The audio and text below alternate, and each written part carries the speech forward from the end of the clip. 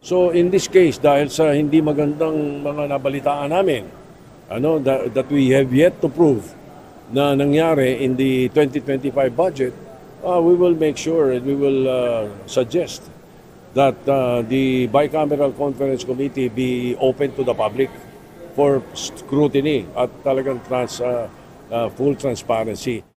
Definitely in favor. Ito ang tugon ni Senador Vicente Tito Soto III sa gitna ng mga panawagan para sa pagbubukas sa publiko ng bicameral deliberation para sa panukalang pambansang pondo.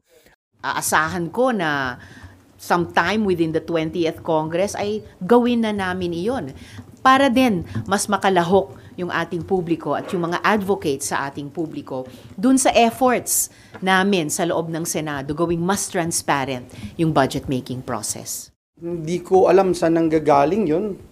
Biglang may nagsasuggest but it's been there at hindi naman nawawala po yun.